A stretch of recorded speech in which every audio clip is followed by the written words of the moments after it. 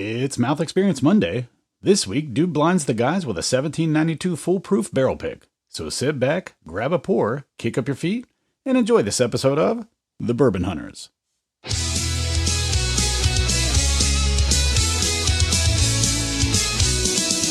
Gather round the mic, it's time to unwind.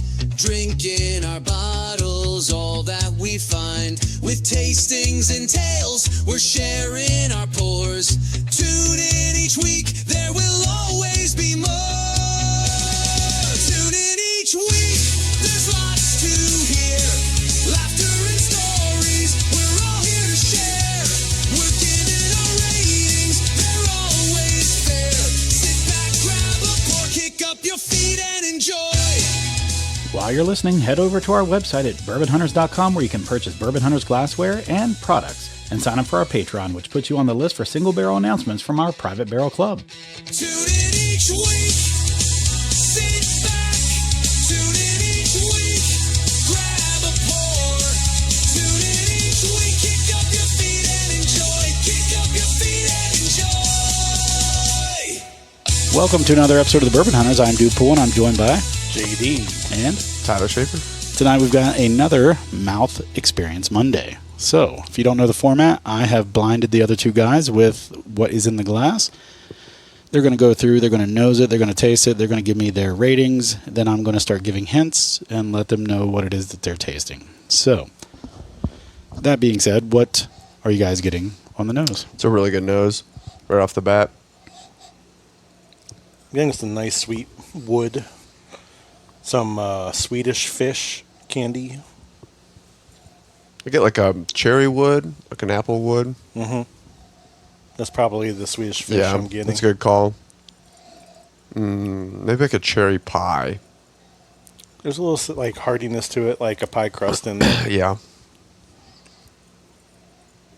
Yeah, I see the pie crust type of thing. I see the sweetness, maybe some cherry. I think I get maybe a little bit of a dark fruit, maybe cherry type of sweetness to it. Great legs on the glass. Good color. A nice collar too. All right, let's go ahead and dive in.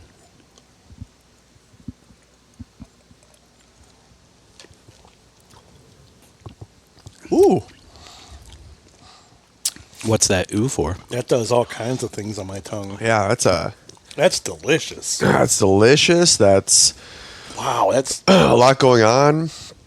On the front side, I'm going to use my term. It's a little wet on the front side. Do you think so? It's not viscous, but it's got some. I'm getting a really nice hug from it. Yeah, really nice hug. Like you kind of get some immediate heat with some good spice in the backside, some good proof. That nose changed a little bit after the first sip. It got more candy-esque and a little sweeter. That wood kind of went away. It's still there subtly, but Ooh, going for the this is something that I would reach for on a multiple occasion. I'm starting to feel the same way. second pour. I get a lot more wood. Okay. I was going back to the nose real quick. Good stuff. Good stuff. That second sip is even nicer.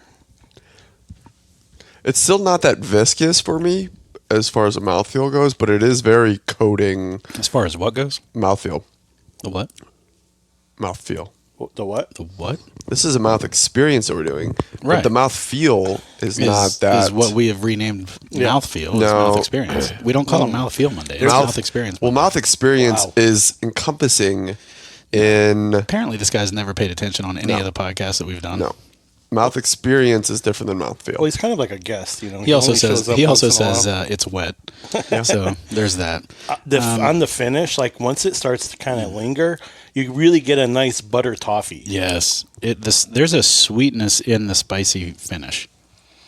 If you had to guess just off the top of your head what you thought the proof would be, based on what you've had so far, what would you think? That's a really good pour. That's a great question. My heart wants to tell me it's going to be lower than I think it is. Like on that first sip, I wanted to say it was about a 110, Okay. but I'm thinking it's more in the 102, 101 realm. I kind of agree that it's a little bit of a fool's gold. That I think that the proof is probably lower than it is just due to maybe some of the spices in there. But I'm still going to say it's like a 112. Okay. Let's go back for one more visit of the drink, and then if you get anything else on the palate, let me know.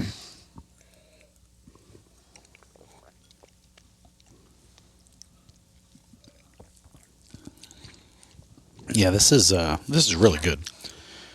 I know what this is. So, and this is a fresh pop. It's very. Have we had this before that you know of?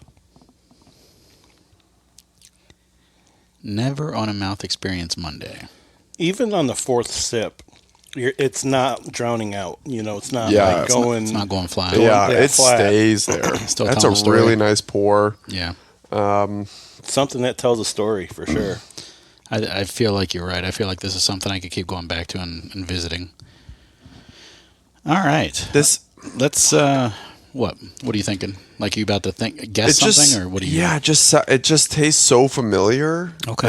And You're probably not you're going. sure. You've had it before. I think will that's say a that. high. You know that for sure. Ish. Yes. Ish. I think it's a high rye mash bill, where the rye content might be a little higher. I'm thinking that this is some sort of Four Roses barrel proof. Okay. Maybe. Okay.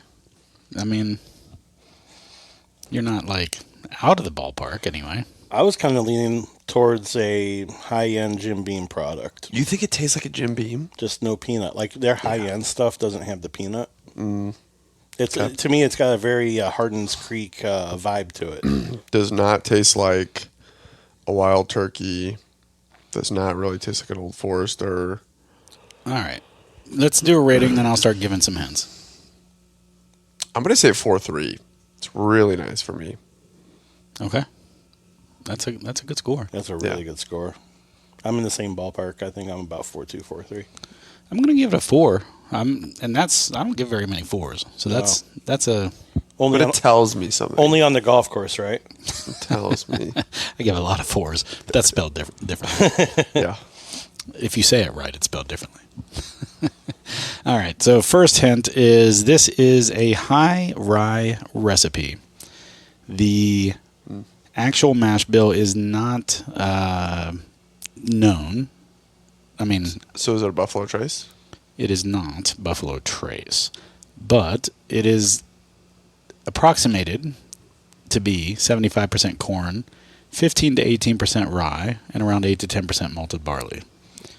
And percentages are not officially disclosed by the distiller, so that's a guess. But the distillery does not let you know. So you're kind of on the right track. But next guess, or next hint, the proof was 125. Wow. Did not drink like that. No. it doesn't. At first, it was a very visceral reaction. At first, I thought, okay, this kind of... But then, as I got past the visceral reaction of my first drink of the day, it does not drink like that at all. So I was really surprised at that. That was actually really cool.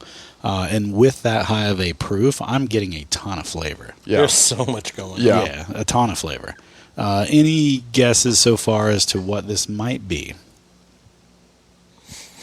125 proof. Do you have a city hint? I can give you a city hint if you would like. Bardstown.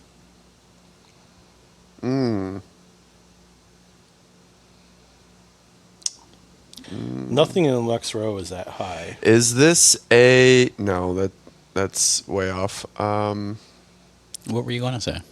I was going to say larceny, and then because some of the sweeter notes, but then I was like, well, no. It's on a the high rye. High rye. High rye, yeah. And I think we know the mash bill for larceny. Yeah. I mean, I don't have it memorized, but I think it's published. Bardstown. I don't know. You guys would know the. You were on the right track. Not with your most recent guess, but your first guess. What would that have to do with Bardstown, though? What? Four of Roses that- and No. Buffalo Trace. Okay. Who in the Buffalo Trace family works out of Bardstown? Holy shit. Seriously, Encyclopedia Brown? You don't know? Yeah. Let's go with 1792 Barton. Oh, I was going to say Barton, but I didn't think Barton was out of. That's a foolproof. Oh, it's it the is. store It is pick. out of That's the store Bardstown. pick you just picked up. Yes, it is. Holy From our shnikes. friends at Gallenstein's. Yeah, or Liquor Uncorked. City Uncorked. That's their barrel pick. Wow, that's outstanding. Is it not? Oh my god! I just opened it for this, and I wanted to give them a little bit of a shout out for doing our barrel pick with us for the Old Forester that we just recently did and received. Wow. That's unreal. Yeah, that's really good. And I was checking out. I got a Russell's pick there. They had a lot of picks. And they're like $65. This I know. retails at 50. Jesus.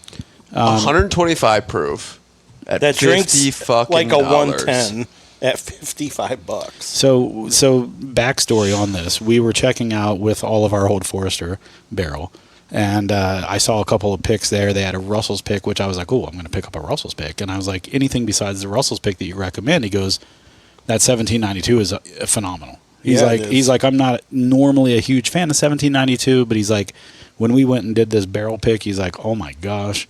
And I got it home. I just kept sitting there, and then I'm like, you know what? I'm going to open it tonight for Mouth Experience Monday. And holy cow, I'm glad. That's a Hyman pour? This is a Hyman pour. Can you imagine what some time is going to do? Oh yeah, I mean, I can't imagine it's not going to get any better. I mean, you know what I mean? I mean, it's outstanding right now, Right. but usually with a little bit of time, you get a little more draw on the flavor profile. yeah. I'm Yeah. like, I want to revisit this like in a month Yeah, this was a if it lasts that long. I'm So might if revisit it this you are evening. in vicinity, this is a hunt for me. Like it's I sitting would, on their shelf right now as a barrel pick. yeah, I would hands down. If you're within an hour, I would probably drive and grab that. This is really good. It's within an hour of my house. I mean, it's only an hour 50 minutes depending on traffic. It took us 2 hours and 10 minutes to get there during rush hour. And they're across the Cincinnati border, right? They are the first exit as soon as you get over the bridge, the double-decker bridge in Cincinnati.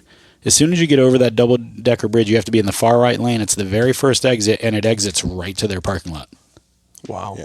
So I feel like they put the exit there for this liquor store. Like, it felt that way, did it not? Yeah, I did. So, but this is a Gallenstein's pick. It is a 1792 foolproof.